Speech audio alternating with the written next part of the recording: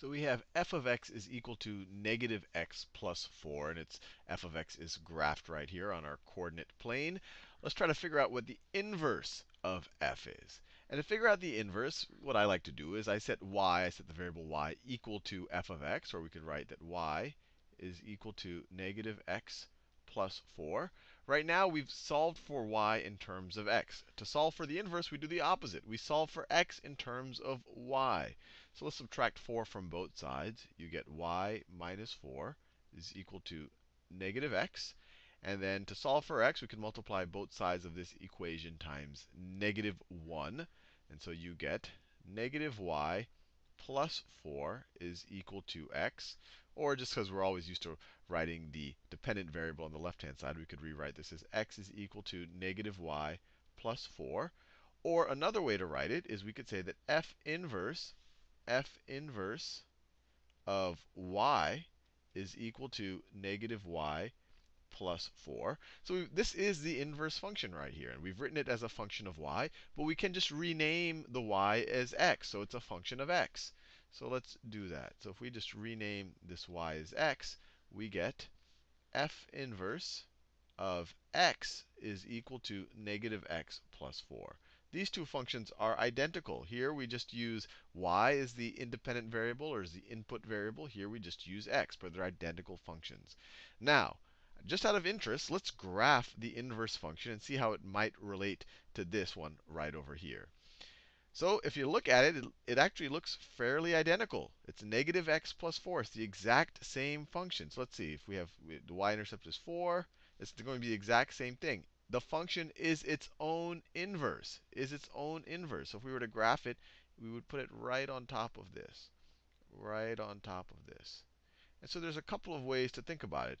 In the first inverse function video, I talked about how a function and their inverse, they are the reflection over the line y equals x. So where's the line y equals x here? Well, the line y equals x looks like this.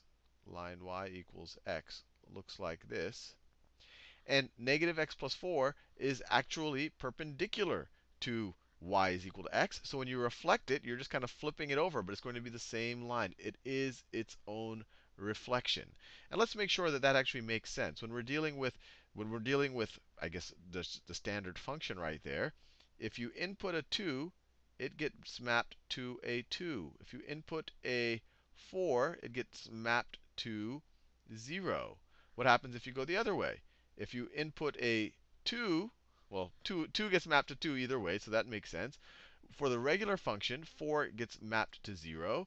For the inverse function, 0 gets mapped to 4. So it actually makes complete sense. Let's think about it another way. For the regular function, let me write it explicitly down. This might be obvious to you, but just in case it's not, it might be helpful. So let's pick f of 5.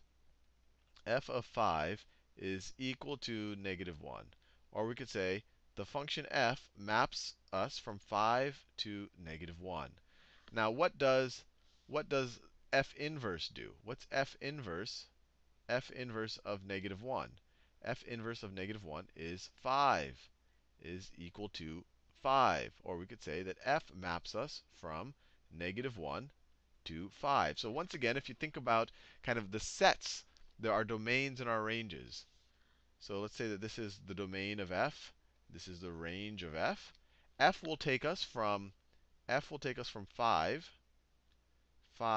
to negative 1.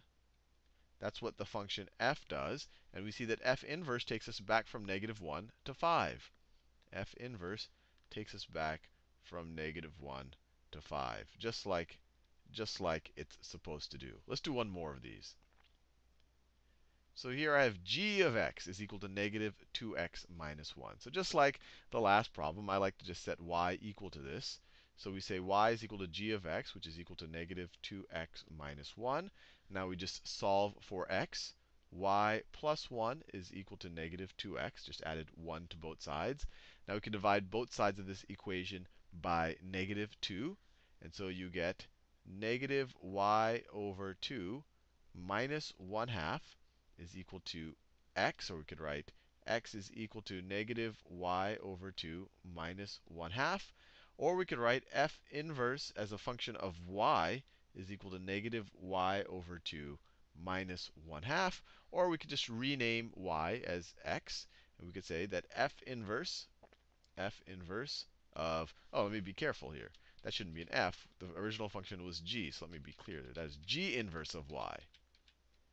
G inverse of y is equal to negative y over 2 minus 1/2. This we started with the g of x, not an f of x.